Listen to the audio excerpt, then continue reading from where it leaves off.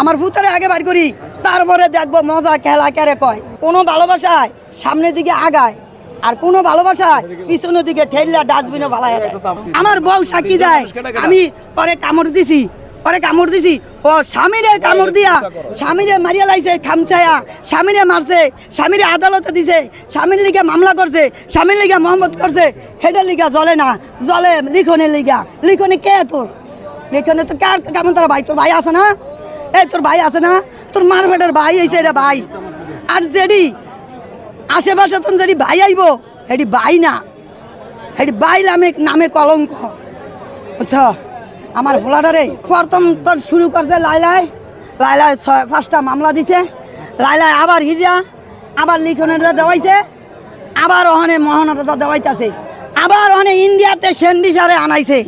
সেন্ডি সারে আনাইয়া হেরে দিয়া আবার ওখানে বাজে কথা কওয়াইতেছে। এতদিন করাইছে ইকরারে দিয়া, ইকরারটা বন্ধ হয়েছে, ওখানে আবার শুরু করছে সেন্ডি সার। কি পাইছস? কি মগের মূল্য পাইছ? মগের মূল্য পাইছ? তোমরা যে মিডিয়ারে আসতে আসো, কেউ তো প্রতিবাদ করতে আসো না। তোমরাও তো গিয়া মিডিয়া সেন্ডি সারে ইয়া লইছ, ইন্টারভিউ নিছ, ইন্টারভিউ নিয়া তোমরা কি এর প্রতিবাদ করছো? করো নয়। তোমরা কেন মিডিয়ারে আমার কাছে আসো? আর কি দরকারে আসো যদি আমাকে কোনো উপকারেই না আসে, কোনো কাজেই না আসে? আমার যদি কোনো উপকারে তোমাকে আসে, তোমাকে আমি একবার না 1000 বার করে ইন্টারভিউ দিব, কোনো সমস্যা নাই। আমি তো তোমাকে টাকাও চাই না, পয়সাও চাই না, কিছুই চাই না। তাহলে তোমরা আমারে কেন সহযোগিতা করতেছো না? কি কারণে সহযোগিতা করতেছো না? আমি ইচ্ছা করলে তো লিখনের নামে লিখনের এখন বরিয়া তুই দিতাম, করছি, সব করছি। এখন আমি কয়টা নিয়ে দৌড়ামু? আমার নিজের ডালে দৌড়ামু না আমার ফুলারে তুলে দৌড়ামু? আমার ভূতারে আগে বার করি, তারপরে দেখবো মজা খেলা কেরে কয়।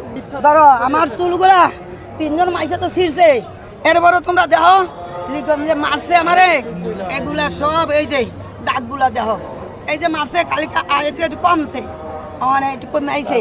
এই যে দেখো আমার যে মারছে, এগুলার ফরমান ডকুমেন্ট আমি কিন্তু সব এই যে জায়গায় দিছি। এই যে আমার পাউডা, এই যে পাউডা ভাঙ্গা লাইছে, এই যে পাউডা ভাঙ্গা লাইছে আমার, দেখো তোমরা। এই লিখন করছে আমারে।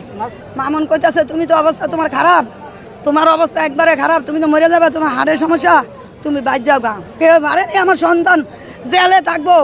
আমি কইছি না আমি বাইর যাবো না। তুমি তো মরে যাবা, আমি মরিয়া গেলে মরিয়া যাবো। সন্তানের লেগে তুই মায় কোনোদিনও ইয়া থাকে না, সন্তান ছাড়ে না।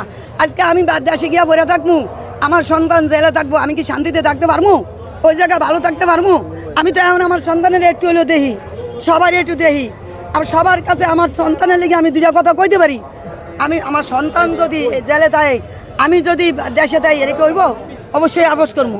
ও তো অন্তত ছাড়াছাড়ি হয়নি, ও তো আমার বউ, ও আপোষ করতে চাই ইচ্ছা আছে, কিন্তু ওরে আপোষ করতে দেয় না, ওরে আটকে রাখছে।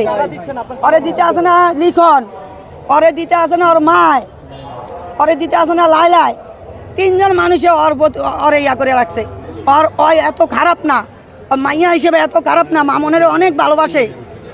দিছে তো লিখনেটা শুনছো আবার কথা? লিখন কইছে আমি যদি মুখ খুলি তাহলে আলে আফু তোমার ইজ্জত থাকবো না। তো এখানে এই প্রশ্নটা দেখে বোঝো যে কিসের মধ্যে কি চলতে আছে। আমি লাইলার উদ্দেশ্যে একটা কথাই বলতে চাই, তোমার যা খুশি তাই তো তুমি করছো। মামলা মহাদিনা তুমি 5টা 6টা দিছো। তোমার এখন তুমি একটু ঠান্ডাও মা, তোমার মা কইতাছি, এখন তুমি একটু ঠান্ডাও। তুমি এই যে মানে মোহনারে দিয়া লিখনের দিয়া আমার এরকম আর ক্ষতি করো না। আমার এই প্রতিবন্ধী বাচ্চাটি নিয়ে আমি অনেক অসহায় বরিয়া গেছি গা, অনেক কষ্টের মধ্যে বরিয়া গেছি গা। আমার সন্তানের আজকে যে জামিন করামু, একটার পর একটা মামলা দিতে এত টাকা, আমাকে তো এত কিছু নাই। আমরা তো মধ্যবিত্ত পরিবার, আমরা তো এত তোমাকে মতন কুটিপুতি না। আমার 2টা মেয়ে নাই যে আমি মেয়ে দিয়ে ইনকাম করাই, আমার 2টা ছেলে নাই যে ছেলে দিয়ে ইনকাম করাই। ও নিজেই ইনকাম করে আমার ফ্যামিলিটা চালায়।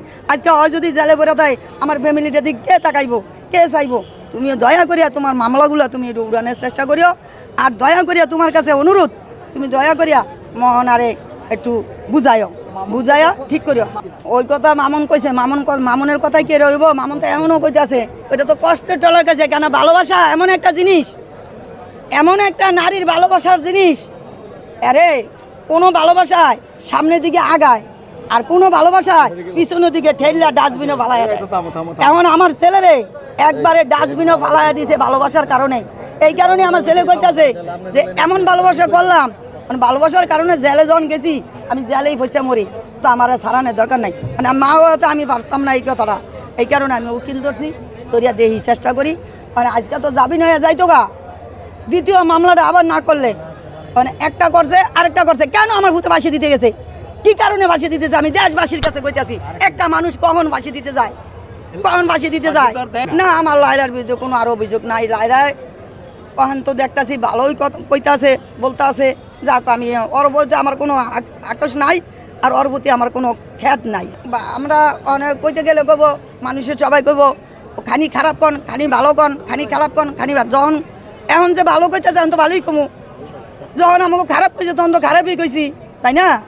এখন তো আমাকে ভালোই কইছে, খারাপ তো আর কয় নেই, তাহলে আমি কেন বলবো আরে খারাপ? যাক বাবা, আমি তো লায়লার প্রতি যা হয়েছে আমি মাফ করে দিছি, আমি সবারই মাফ করে দিই, আমার কোনো কারো কাছে নাই। আমি অনেক, আমার একটাই কষ্ট, এদিকে লাইভে দেখছো আমি কষ্টে কাঁদছি, আমি যে লাইভে কষ্টে কাঁদছি, আমি কেন কষ্টে কাঁদছি জানো?